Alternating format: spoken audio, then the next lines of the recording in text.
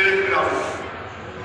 আল্লাহ নবী বলতেছিলেন, তোমরা যদি আল্লাহকে পাইতে চাও, আমার পাইতে করো, তাহলে কোরআনের কথা আমার অনুসরণ করো, অনুকরণ করো, অনুসরণ করো। কিছু সংখ্যক সাহাবা তারা এমনিও মুসলমান হয়ে থাকে, তারা কয় এই যে মহব্বত শিরক করতেছে, নাউযুবিল্লাহ, আল্লাহ নবী বলে শিরক করতেছে। এইখানে কি সময় ছিল? যাই হোক, আল্লাহ নবীদের অবস্থা বড় সাংঘাতিক অবস্থা, সবাই বুঝতে পারে না। মদিনা শরীফের মধ্যে বর্ণনা হইতেছে বহু বড় ওলামা কেরাম, মদিনা শরীফ থেকে ফাতিহাতে বর্ণনা হয়, মসজিদেরও মধ্যে জিয়ারিয়া বসে তারা হজ করতে গেছে, বেশি দিন ছিল, তারা দেখবে একটা চেয়ার দেওয়া শহীদ বসে একদম বসে বসে ওনারা বয়ান করে। এটা অনেকে বসে বসে শুনি, তবে আর বাঙালি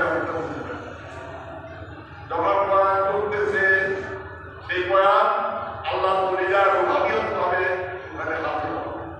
এমনকি খাতা খেতে দাঁড়াচ্ছিলাম ওইখানে হাজির দিয়ে বয়ান শুনেন, খাতা খেতে এখন জীবিত আছে।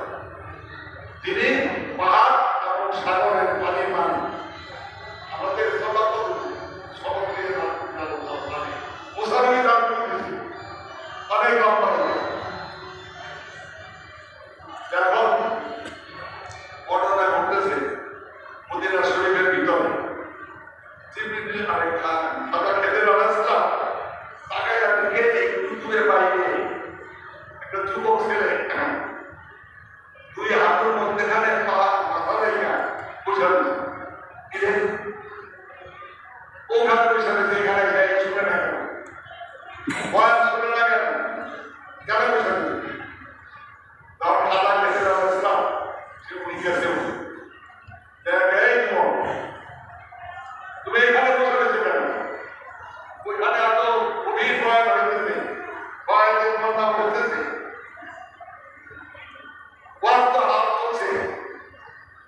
আল্লাহ সারের বর্ণনা, আল্লাহ নবীর বর্ণনা, এমন একটা মজলিস জায়গা, তুমি এখানে চুপচাপ বসে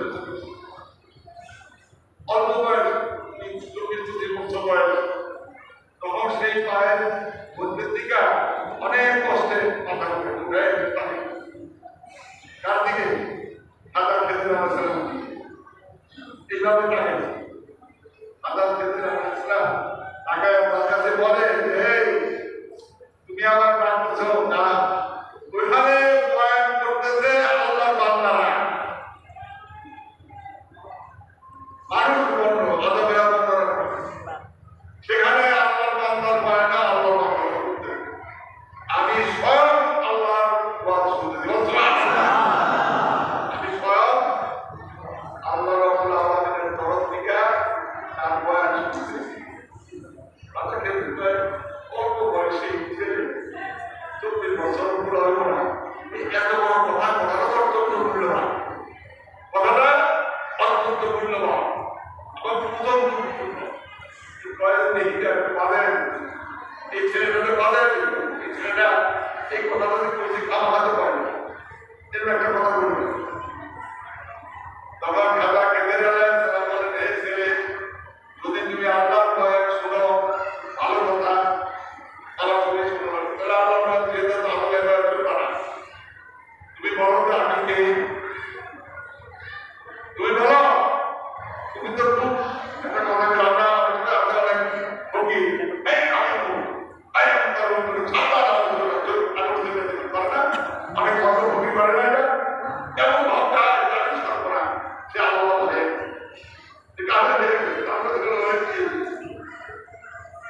এখন সেই ছেলেটা বলো যদি সত্যিকার